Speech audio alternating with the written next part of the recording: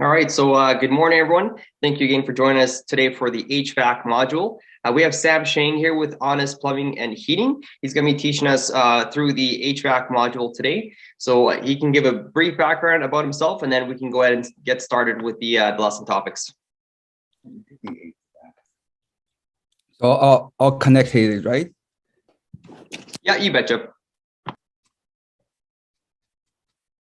Morning, everyone. So this is Sam. So my name is Sam Sheng. So I work for Honest Plumbing Heating for over 10 years. So in fact, I just set up my own company in Saskatchewan.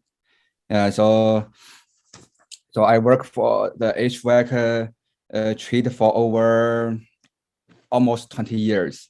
So in fact, I graduated from university, and after that, just work for the York in China. And then 2006, so I moved to Canada, so in BC. So work for BC Furnace and Air Conditioning for several years, and then moved to Regina, Saskatchewan. So working for Honeywell for about 5 years, and then set up my own company. Yeah. So in fact, I have a lot of experience for the residential and the commercial. But this is the first time I just teach the HVAC module like for the home inspector. Most time I just do the Chinese video in the YouTube. So I have my own channel. So if you are interested, so maybe I can leave the the channel side, so you can look about that. Yeah. So I'm a refrigeration journeyman and general gas fitter in Saskatchewan. So I think the other province maybe like G1 and in BC should be gas fitter A. So I don't know if your guys has some experience in the HVAC side. Yeah, but today we will talk about all the HVAC for the home inspection side. So now so we can start about the heat transfer method. So either somebody just work for the HVAC for the service or the installation before? Do you have the experience for that?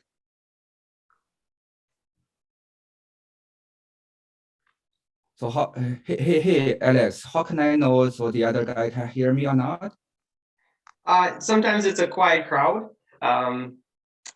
Yeah. We can hear you. Oh, okay. Yeah, second that, loud and clear. Okay. Hear you. Yeah, in fact, the HVAC module here is not that complicated for the HVAC technician. Yeah, but we just talk about the principle for the HVAC, and then the home inspector can understand completely and easy for you to understand, and then do your the home inspection report. Yeah, so for the heat transfer method here, so in fact it's very easy, I'm sorry.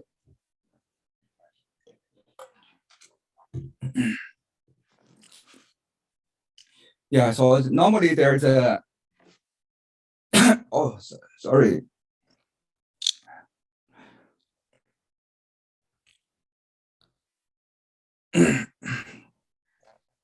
I can jump in for here, Sam, if you want to clear your throat. So as we discussed with Daryl on Monday, guys, the three primary heat transfer methods that we're going to see during our standard home inspections will be convection, conduction, and radiation. So convection, of course, is most commonly found with forced air furnaces through the distribution of heat through air. Of course, convection also can work through water as well. So that's just another way of convection currents. Conduction, most commonly we will find that through in-floor heating. That's when you would have the glycol or the water heating the pipes in a thermal mass unit like a concrete slab, and then of course now radiating the heat into the actual dwelling. And of course, radiation, that's like a gas fireplace or a wood stove where you actually have the radiant heat energy traveling in straight lines and just heating anything up that's solid and able to actually absorb that radiation energy.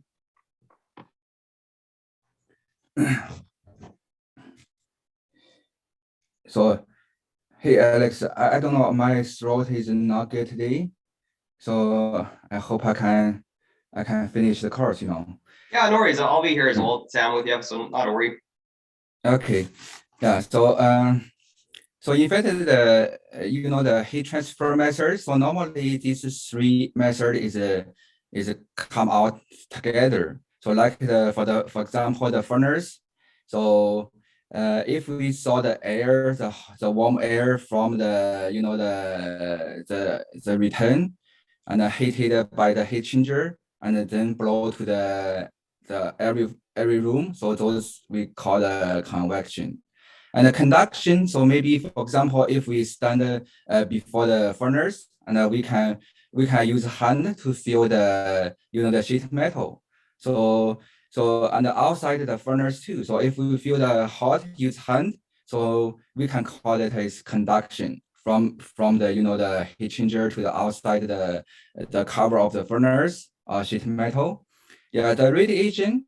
So it's the same. So if we stand before the furnace and we can feel, so there is a heat from the furnace. So that's normally the radiation. And the conduction is simple.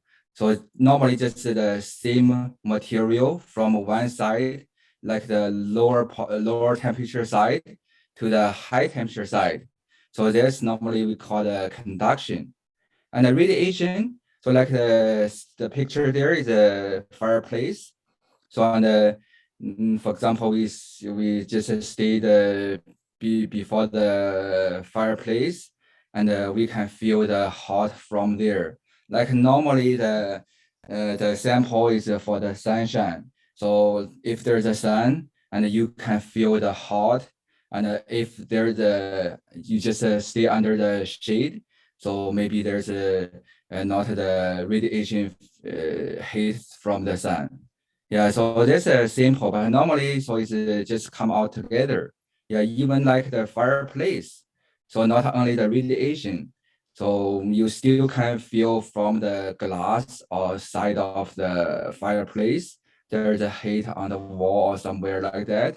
So that's called conduction. Yeah, and if the air just suction from the bottom of the fireplace and draw through the chimney, so those air we normally call the convection. Yeah, so for the heat transfer method, we just regular know the method is okay, so don't have the lots of stuff to learn. For the airplane fuels, so that's we should know, because when you do the the home inspection, so you should know the fuels for the house. So normally for most of the house is use natural gas. So because it's more clean and cheaper than the other fuels. Yeah, so normally, so you can see when you walk around the house, so there's a gas meter around the house. So this show you, oh, okay, so this house is use natural gas.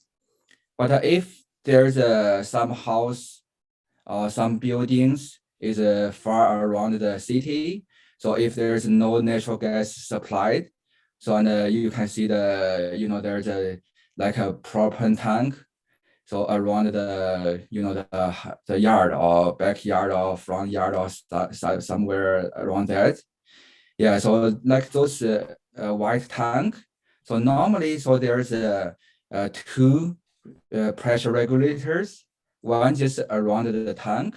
Another is like we can see this should be the pipe and go underground and then go to another regulator is around the the house, just like the natural gas where the gas meter So there should be the secondary pressure regulator for the propane, and then from the secondary pressure regulator, so go to the inside the house, so and the supply for the appliances.